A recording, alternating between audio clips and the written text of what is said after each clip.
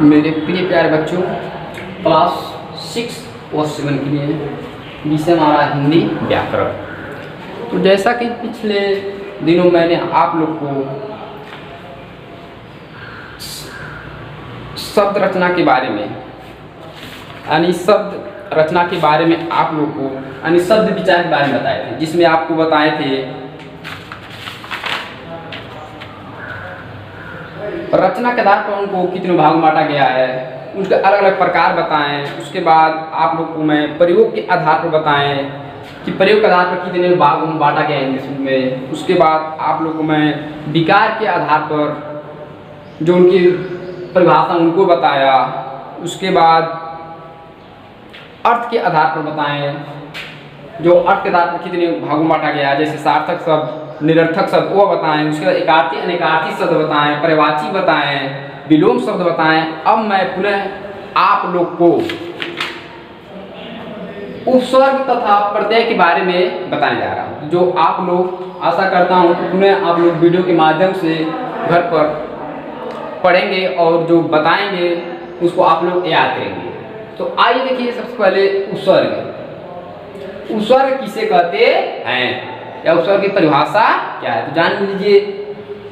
मूल शब्द के आरंभ में लगकर उसके अर्थ में परिवर्तन लाने वाले शब्दांश उपसर्ग कहलाते हैं। मतलब मूल शब्द के आरंभ में, यानी कोई भी शब्द हो उसके आरंभ में लगकर और उसके बाद क्या होता है, अर्थ में परिवर्तन करता है, वही आपका क्या है, उपसर्ग। जैसे देखिए, आपके सामने बता रहा हूँ उपसर्ग अर्थ और उदाहरण भी है। जैसे उपसर्ग में हमारा क्या है, अ, इसका अर्थ होता है नहीं, अभाव। अब अ से आपको उपसर्ग बनाना, जैसे अनाथ। अनाथ में अ आपका पहला है, वो क्या है, आपका उपसर्ग है। अज्ञान, अधर्म आदि, इस तरह से और से भी है। तो इन सब में आपका जो पहला शब्द होगा वही आपका क्या है, उपसर्ग है। आइए दूसरा देखिए, अभी। अभी का अर्थ होता है सामने, समीप। अब बनाइए, जैसे अभिनय। अभिनय में आपका जो अवयव क्या है, उपसर्ग है। उसी तरह है अभियोग। अभियोग में बताएंगे तो उपसर्ग क्या होगा, अभी होगा। अभिमान, अभिमान में आपका उपसर्ग है अभी। अब देखिए, अब का होता है बुरा, विरुद्ध। अब उपसर्ग बनाना, जैसे अपमान। अपमान में आपका क्या है उपसर्ग, अपयश, अपराध। देखिए, आ का होता है तक, पूर्ण, विपरीत। उपसर्ग है जैसे आजीन। आजीन में क्या है आपका आ। आगमन में आपका उपसर्ग आ। आदान, यानी पहला शब्द क्या आ गया, आ, आपका क्या है, उपसर्ग है। उसी तरह से उप से बनाना है। उप का अर्थ जाने होता है गौण, छोटा, समीप। अब उप से बनाएंगे, जैसे कोई शब्द हो, जैसे उपकार हो गया। उपकार का में उपसर्ग उप हो गया। उपदेश, उपदेश में आपका उपसर्ग है उपवन में उप। तो इस तरह से और से भी उदाहरण हैं जो आपको उपसर्ग के बारे में बता रहे हैं।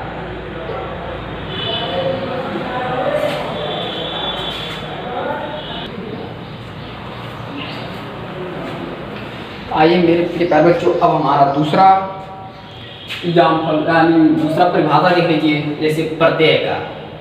प्रत्यय शब्द किसे कहते हैं, तो प्रत्यय शब्द की परिभाषा पर जानिए।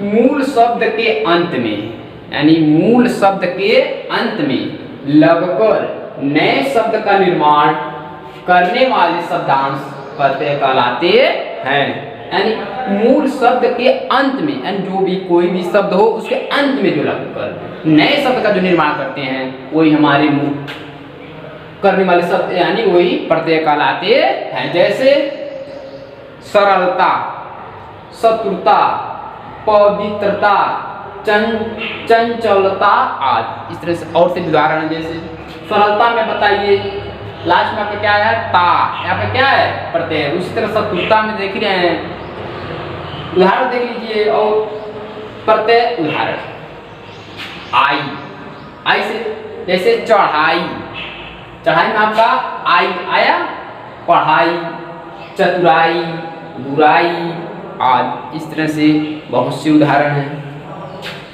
आन देखिए सब उड़ान, उड़ान में आपका आन आया, उफान, मिलान। आओ में देखिए जैसे फसाओ, बचाओ, खिंचाओ आदि। आवट, आवट सब देखिए जैसे मिलावट, बनावट, थकावट आदि। आवा, चढ़ावा, पछतावा, पहनावा। ई देखिए ई यानी धनी, धनी में आपका जो ई आई है वो आपका क्या है, प्रत्यय है। उसी तरह है बूढ़ी, करीबी आदि। इस तरह से और से भी उदाहरण है। तो मेरे प्यारे बच्चों, मैं आशा करता हूँ कि आप लोग इसको जो भी परिभाषा लिखाए हैं, जैसे उसका प्रत्येक उदाहरण ही आप लोग को बता दिए हैं, तो आप लोग याद करेंगे। मैं अब वीडियो के माध्यम से अब दूसरा कुछ आगे पुनः पढ़ाऊंगा। तब तक के लिए धन्यवाद।